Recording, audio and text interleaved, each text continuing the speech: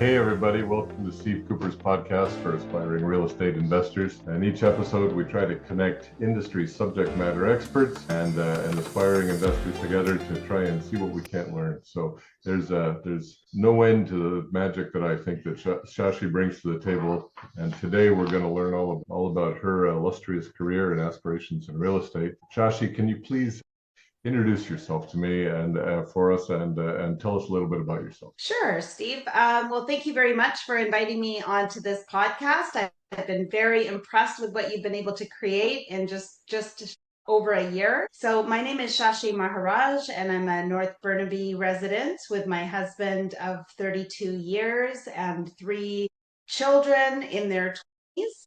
And I'm also a retired BC Hydro employee after 30 years. And I manage a portfolio of real estate rentals that we've acquired over the years, as well as an entrepreneur in a wellness business for anti-aging supplements and beauty devices, and have grown a team over the last 3 or 4 years. And I have a large extended family as well, and two aging moms, my mom and my mother-in-law. So I'm learning all about the healthcare system here in Canada and why we need to keep ourselves extremely healthy, strong, physically, in our brains, bodies, and souls. It's amazing.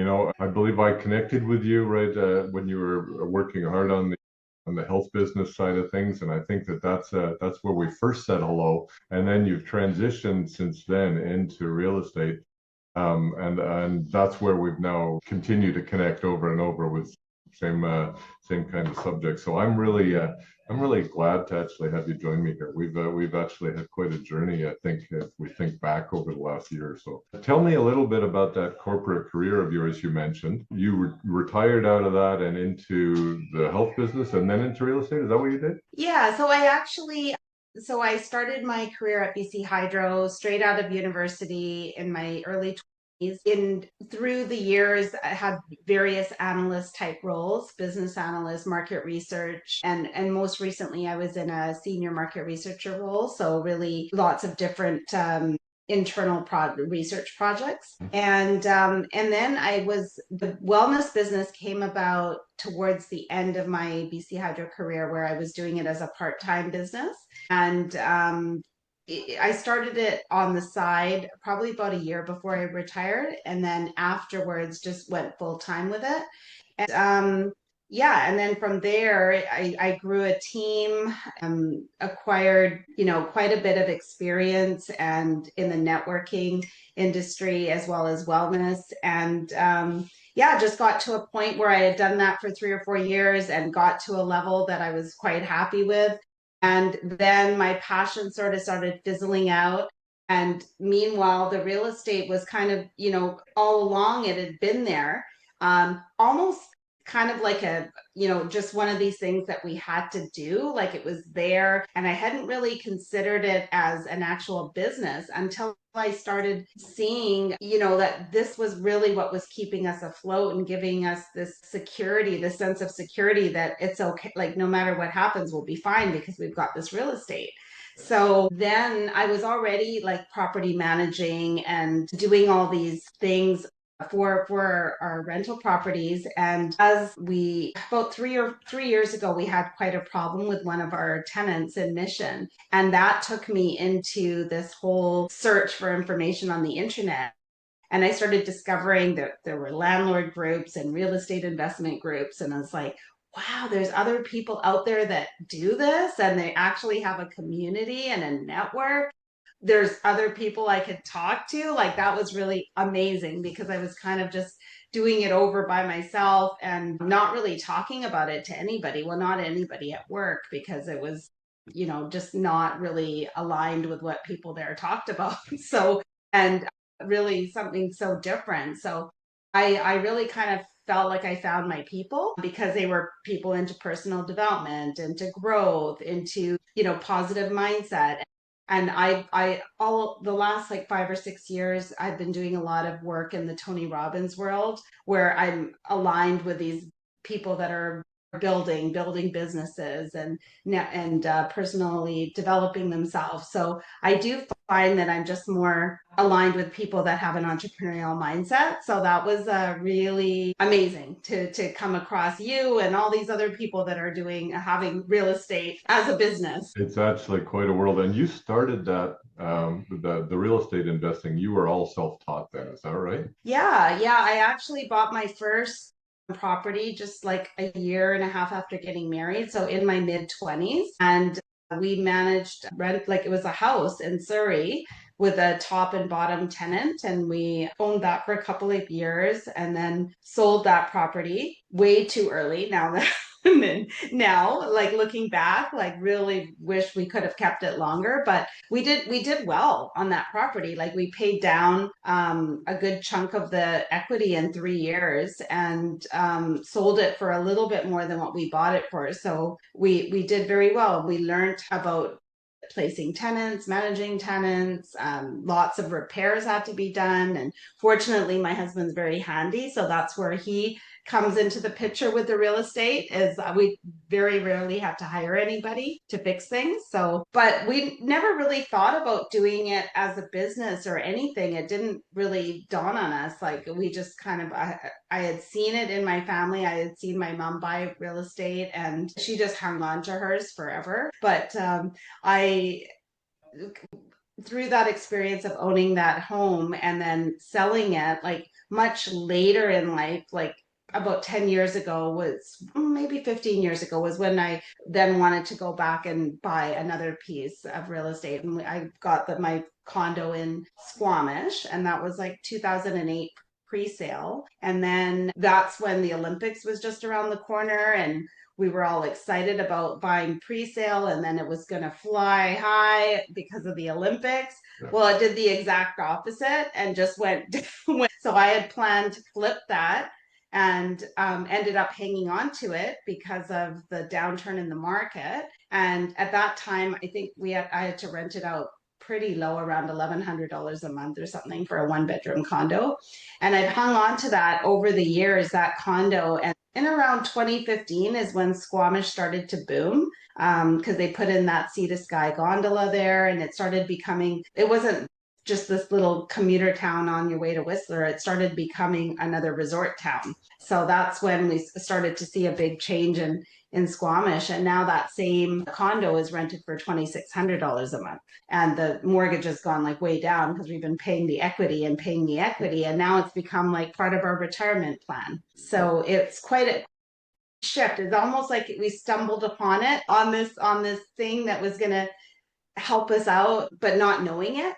Like, and we're going through the same thing right now with a condo that I bought 3 years ago in Langley during the peak and plan to sell that. And then we all know what happened with the market now. And so it's pretty much the same story, but it's going to be a while before we see that one pay off. This is it. It's about time in the market more than the right time to get into the market. Absolutely.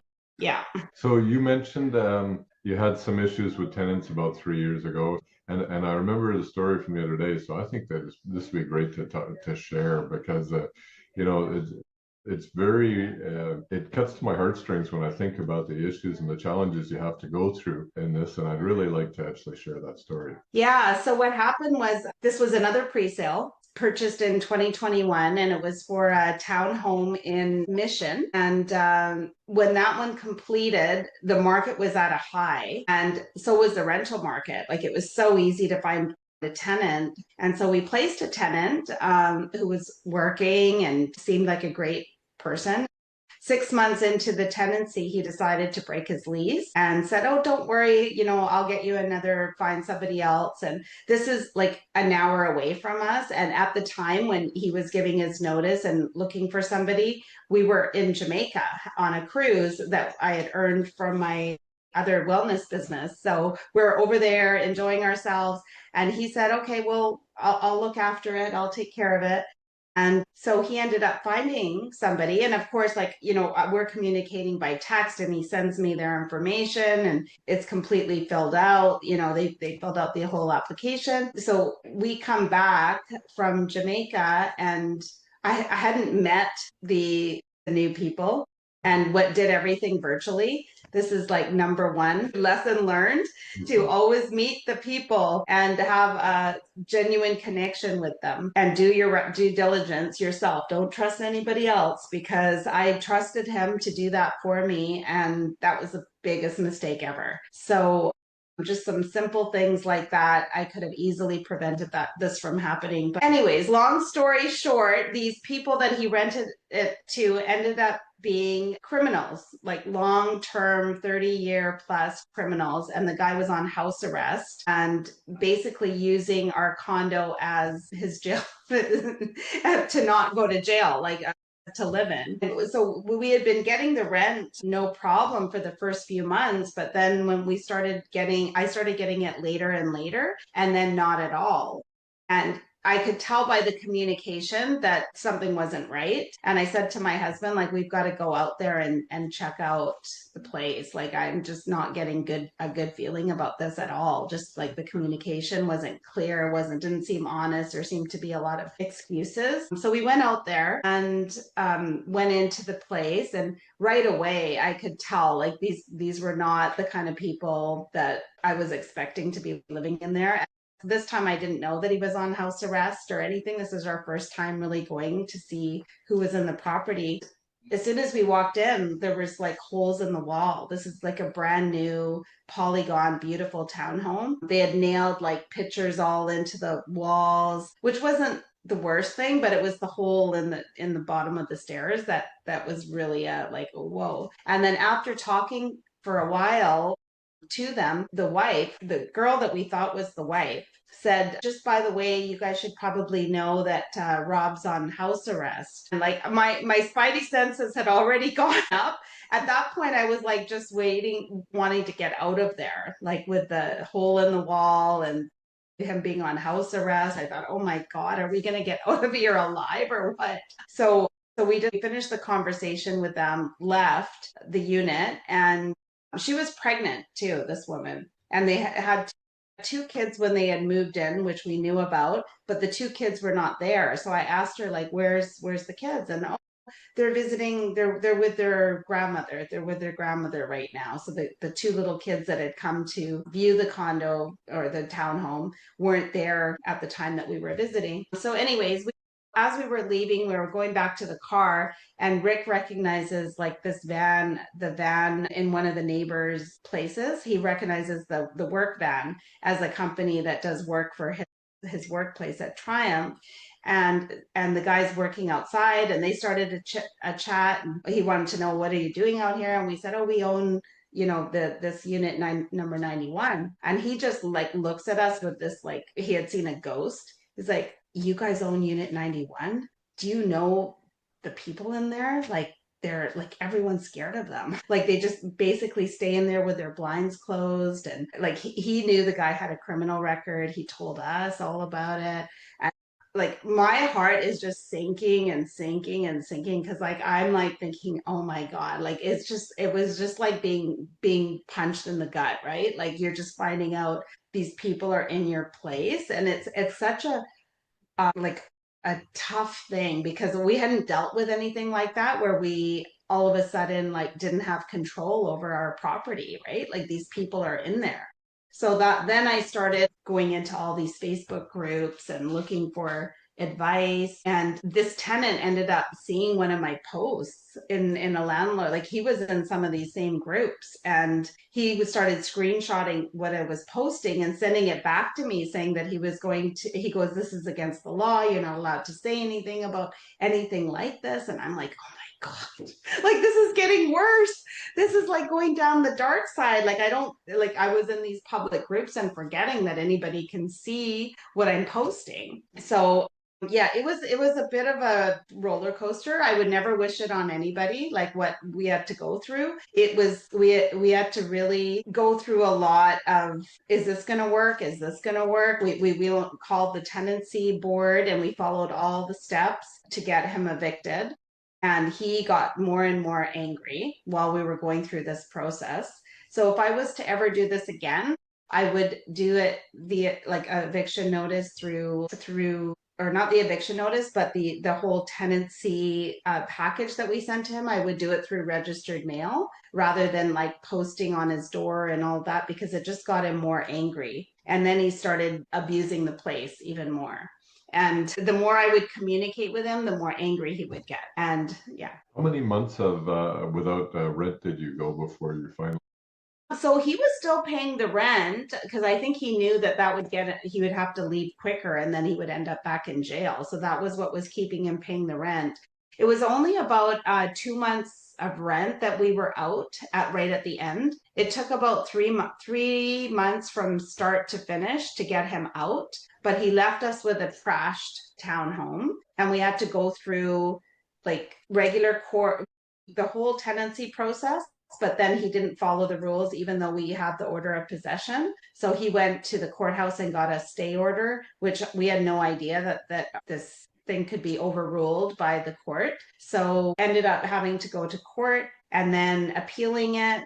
And we ended up winning in appeals court, but it was 4 different court dates. It was a lot of time off for Rick, a lot of sleepless nights, a lot of contacting lawyers through circles and friends of circles and hanging out at the Abbotsford courthouse. And it was, yeah, really quite the ordeal to go through that. And since then, I've been such a good screener when it comes to screening tenants. Like I meet them, I credit checks, criminal checks, just like everything possible before they get into the place. And like generally, like people are working individuals, they're not going to be doing anything like even remotely like that, right? But I think I've had such a good run of tenants that I just started to sleep a little bit at the wheel and ended up getting a real like the extreme opposite. So now I'm like gone like the other way with screening, and now I do an addendum. I have them sign an addendum along with the lease so that everything's kind of rock solid now. So it'll be if I was ever to have anything happen like that again, like I just have so much more experience to deal with it and be on top of it. Well, it's a hard fought lesson you went through there, obviously. But thank you for sharing. So Shashi, you've had that health and wellness business and transitioned into more real estate full time now. Is that right? Yes. So I'm actually managing our home renovation right now. So I consider that real estate. We had a flood into our basement, and had a tenant in there. She's gone because of the flood, and then decided to furnish it. Now we're doing a midterm accommodations there, managing a reno upstairs. So it's gone from all aspects of real estate: property management, renovations, tenant screening, tenant placements, furnished, unfurnished, short term, midterm, long term.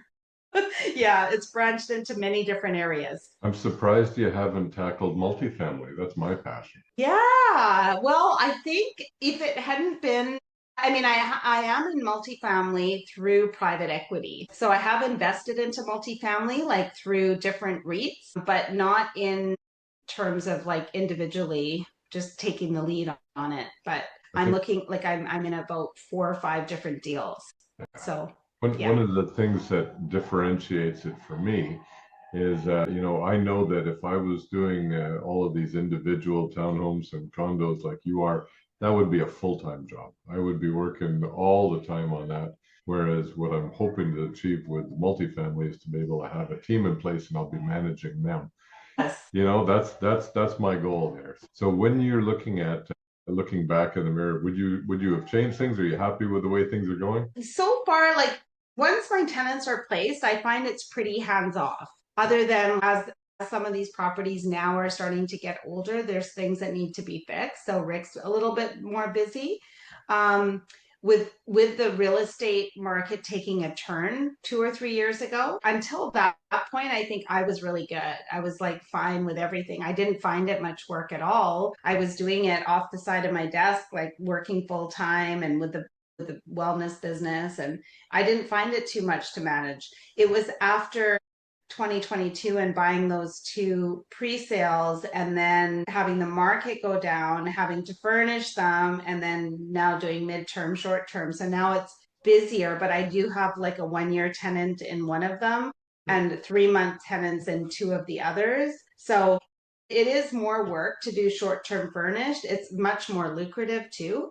So yeah, I think would I go multifamily? I'm not sure. Possibly. I think it would depend on the deal and looking at the learning curve that I've had with everything that I've experienced. I wouldn't want to give that up because I feel like I got my experience from acquiring and having to pivot and do different things. So, Amazing what you've done, actually. You've got yeah. something. So now, yeah, I'm not sure. I think I'm almost ready. Like as the market starts getting better, I think I'd like to start liquidating and then just putting it into more passive deals that I'm not actively having to do much with. Oh, that makes sense, actually. At some point, it just becomes nice to know that it's being looked after by others.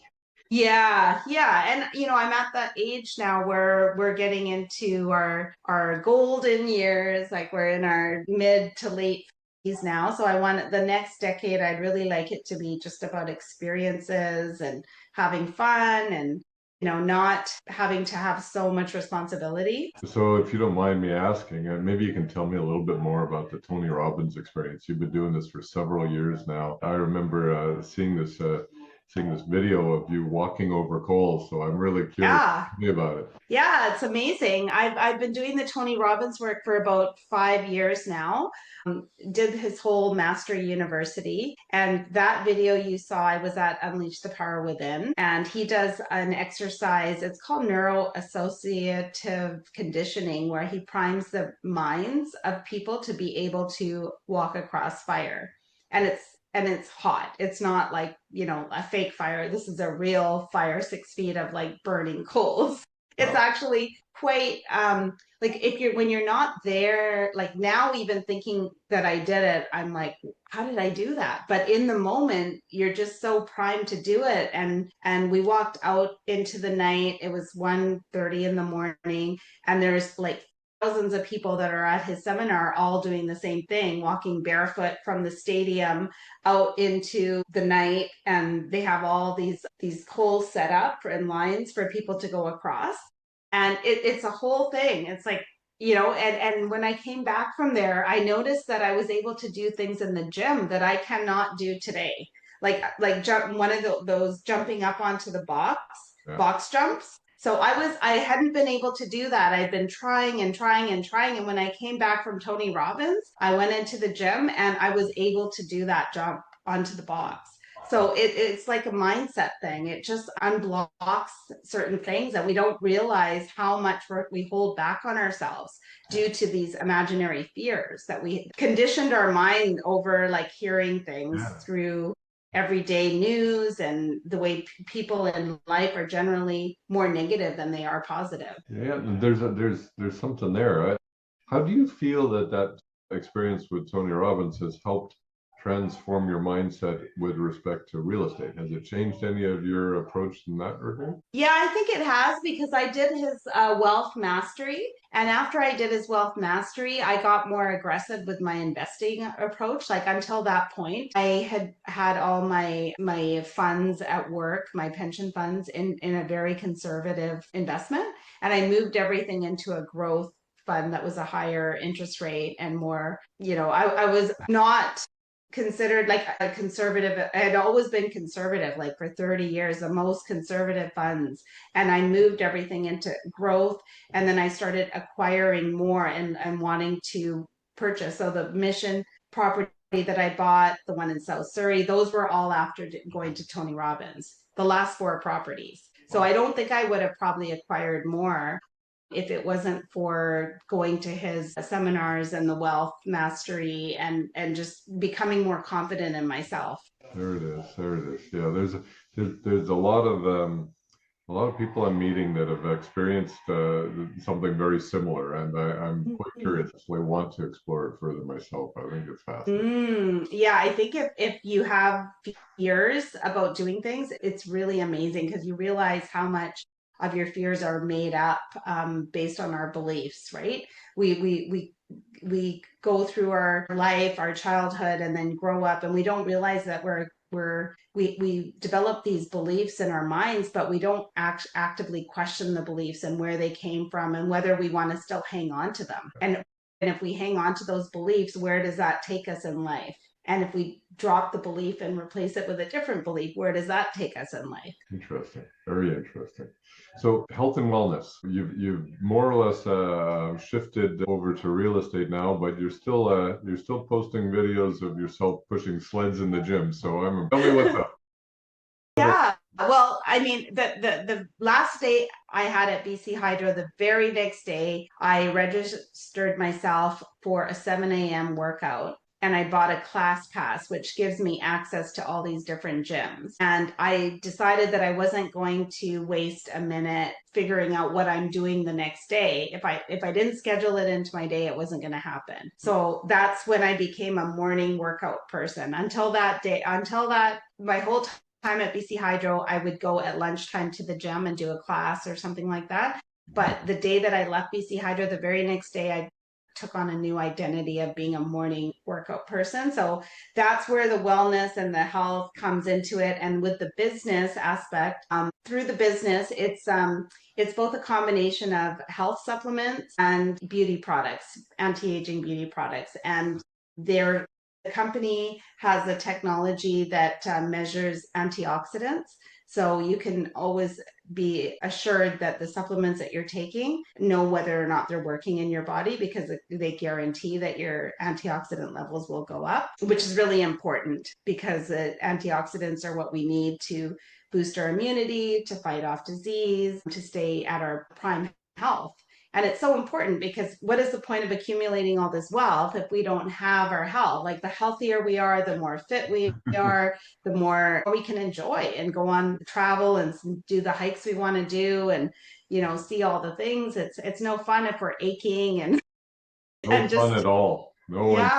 So that's kind of why I'm passionate about it, the health and the wellness, as well as the wealth building, because I think it really contributes to our quality of life, like through our health, and we can bring more to our relationships, to the people around us, to our families when we're feeling good. Absolutely.